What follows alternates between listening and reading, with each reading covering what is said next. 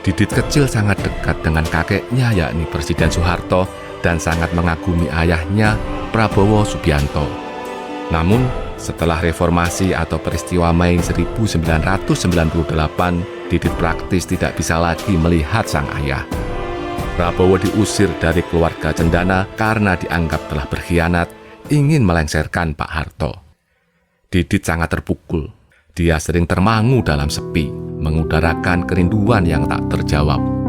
Sampai suatu hari, Didit mendatangi beberapa anggota Kopassus yang berjaga di rumah keluarga Cendana. Dia menatap mereka dengan mata berkaca-kaca dan bertanya, "Bisakah kalian membawa pulang papa saya?" Para anggota Kopassus itu terdiam, tidak bisa menjawab. Mereka kasihan kepada Didit kecil, tapi juga tidak berani melanggar perintah Pak Harto yang melarang mereka untuk berhubungan dengan Prabowo. Assalamualaikum sedulur. Kali ini saya akan berbagi cerita tentang kisah masa kecil Didit Prabowo yang menyayat hati.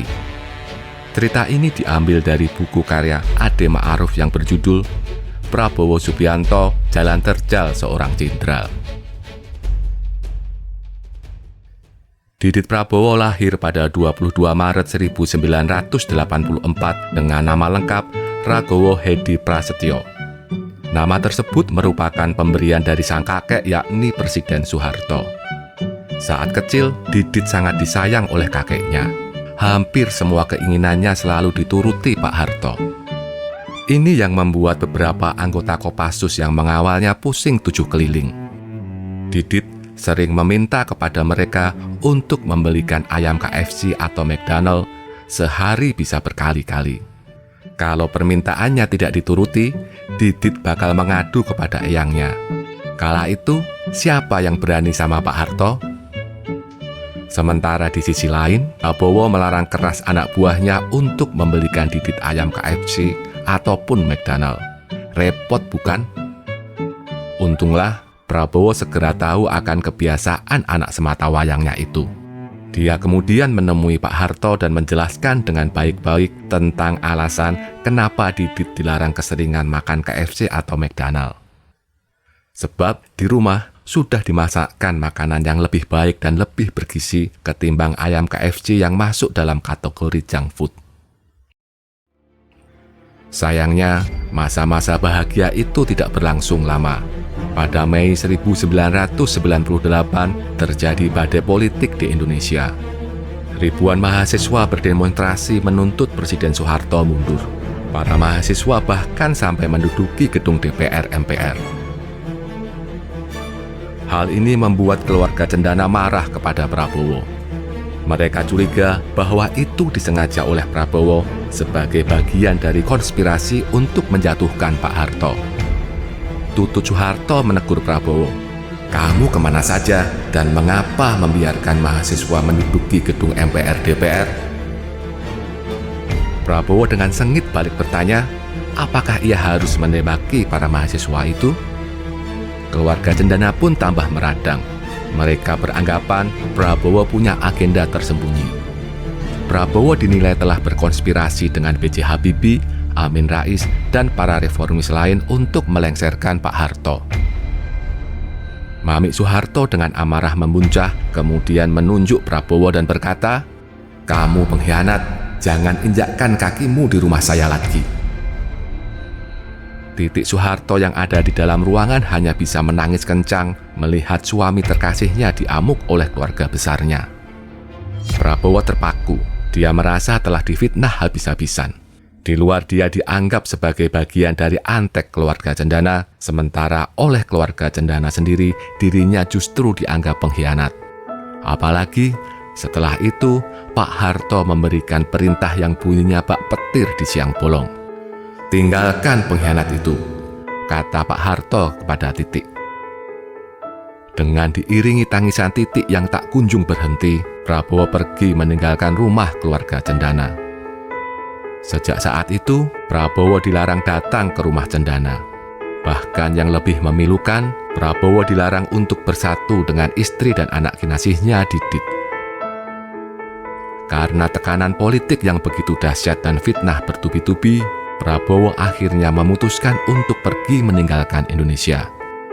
Dia menerima ajakan teman karibnya yakni Raja Abdullah dari Yordania untuk tinggal di sana. Sementara di Indonesia, Didit merana ditinggal oleh sosok ayah yang dikaguminya. Dia juga tidak bisa lagi bermain dengan kakeknya yang sudah sakit-sakitan. Didit menjadi sosok yang pendiam dan tidak banyak bicara. Tiap hari dia hanya bisa menunggu dengan tatapan mata kosong, kapan ya ayahnya bisa pulang menemuinya lagi? Suatu hari, Didit mengungkapkan perasaannya kepada beberapa anggota Kopassus yang berjaga di rumah Cendana. Ia berkata, "Dulu saat papa saya pergi berperang, walaupun saya tahu ia bertaruh hidup dan mati, saya tetap tenang karena saya tahu dia akan tetap pulang. Namun sekarang, walaupun dia hidup, dia tidak bisa pulang." Didit lalu menatap mereka dengan mata yang berkaca-kaca dan bertanya, "Bisakah kalian membawa pulang papa saya?" Para anggota Kopassus yang mendengar itu tidak bisa menjawab. Mereka merasa kasihan kepada Didit kecil, tapi mereka juga tidak bisa melanggar perintah yang melarang mereka untuk berhubungan dengan Prabowo. Tak lama kemudian, Pak Harto mengumpulkan para anggota Kopassus tersebut. Ia menegur mereka karena membuat cucunya sedih. Pak Harto memerintahkan mereka untuk menuruti apapun kemauan Didit asal cucunya senang. Namun, mereka tidak ada yang menjawab sebab nama Prabowo tidak boleh disebut lagi di Cendana. Akhirnya, seorang atasan yang lebih senior dari mereka menjawab, "Siap, Pak. Mas Didit minta kami membawa papanya pulang, Pak." Mendengar hal itu, Pak Harto hanya diam dengan wajah datar. Dia lalu membubarkan mereka dan masuk ke dalam rumah. Para anggota Kopassus itu tidak tahu apakah Pak Harto mengerti maksud perkataan mereka atau tidak.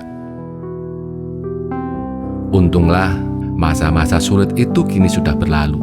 Sekarang Didit sudah bisa sering berkumpul kembali dengan ayahnya.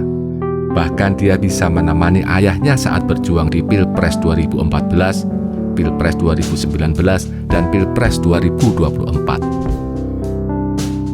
Didit sangat berharap ayah dan ibunya bisa bersatu lagi dalam mahligai pernikahan.